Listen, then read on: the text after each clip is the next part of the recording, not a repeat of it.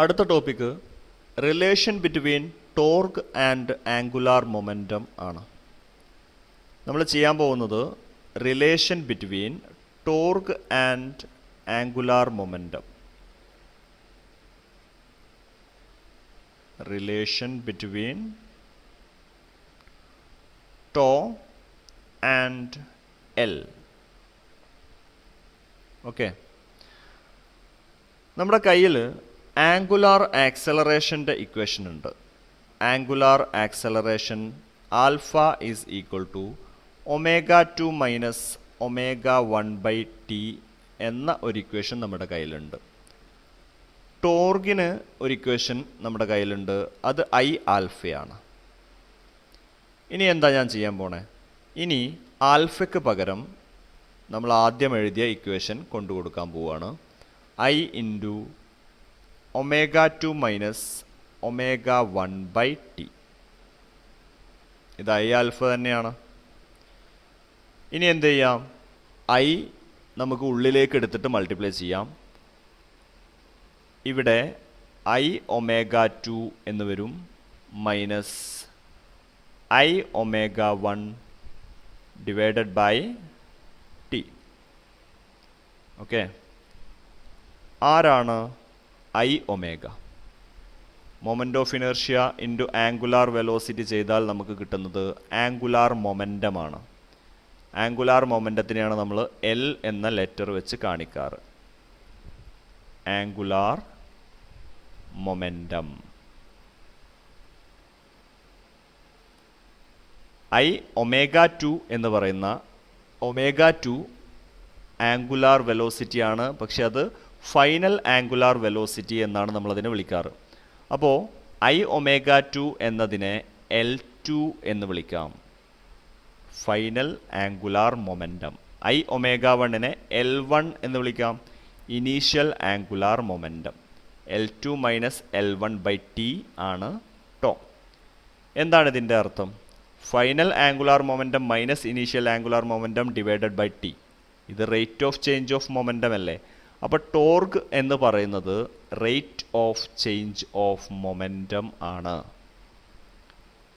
Rate of change of momentum ആണ് torque. Torque എന്നത് rate of change of momentum ആണെന്ന് കിട്ടും. അങ്ങനെയാണെങ്കിൽ നമുക്ക് ടോർക്കിനെ ഇങ്ങനെയും എഴുതാം, dl/dt.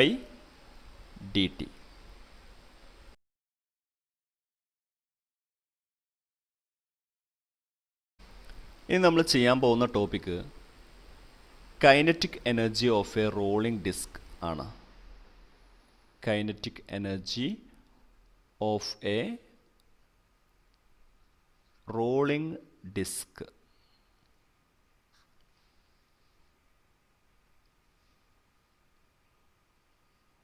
ഇതൊരു ഡിസ്കാണ്. അത് ഹൊറിസോണ്ടലായ ഒരു സർഫസിലൂടെ മുന്നോട്ട് റോൾ ചെയ്തുകൊണ്ടിരിക്കുകയാണ്. അതായത് ഡിസ്കിന് രണ്ട് ടൈപ്പ് മോഷൻ ഉണ്ട്. റോളിംഗ് ഡിസ്കിന് രണ്ട് തരം മോഷൻ ഉണ്ട്. ട്രാൻസ്ലേഷണൽ മോഷനും റൊട്ടേഷണൽ മോഷനും ഉണ്ട്.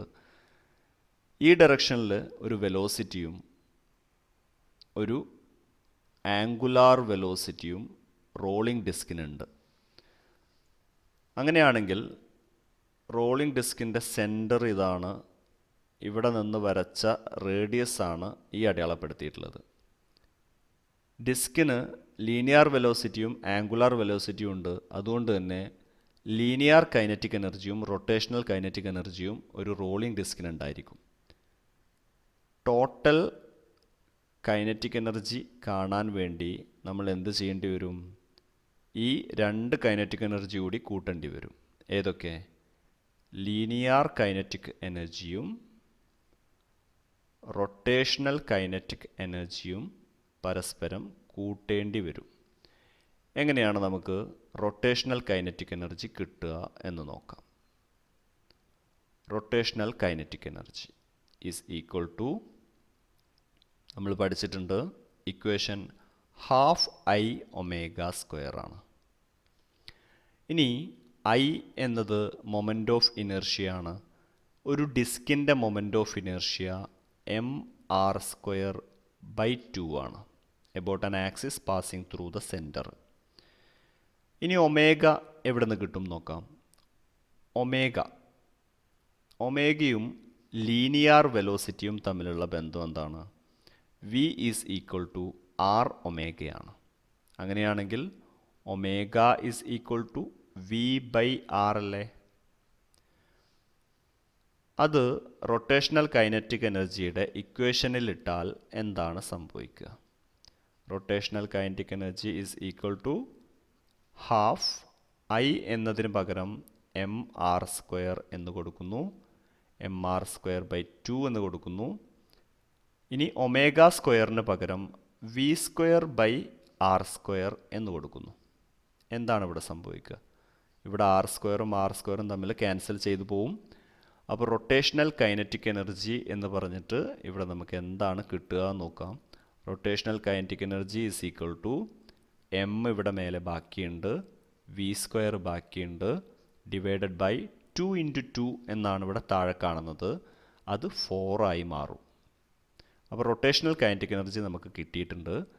ഇനി ലീനിയർ കൈനറ്റിക് എനർജി നമുക്ക് നേരിട്ട് എഴുതാം. നമുക്കറിയാവുന്ന കാര്യമാണ്. Linear kinetic energy is equal to half mv² ആണ് ഇക്വേഷൻ. ഇവിടെ മാസിനെ നമ്മൾ ക്യാപിറ്റൽ M എന്നാണ് വിളിച്ചിട്ടുള്ളത്. ക്യാപിറ്റൽ M v² ആണ് ലീനിയർ കൈനറ്റിക് എനർജി. അങ്ങനെയാണെങ്കിൽ ടോട്ടൽ കൈനറ്റിക് എനർജി എന്താണ്? നമുക്ക് ടോട്ടൽ കൈനറ്റിക് എനർജി കാണാൻ എളുപ്പമാണ്. Total kinetic energy is equal to linear kinetic എനർജിയും റൊട്ടേഷണൽ കൈനറ്റിക് എനർജിയും കൂടി കൂട്ടുകയല്ലേ വേണ്ടേ? Linear kinetic energy half mv² ആണ്, പ്ലസ് റൊട്ടേഷണൽ കൈനറ്റിക് എനർജി നമുക്ക് കിട്ടിയിട്ടുള്ളത് mv²/4 ആണ്. ഇവിടെ mv² കോമൺ ആണ്, നമുക്കതിനെ പുറത്തേക്ക് എടുക്കാം.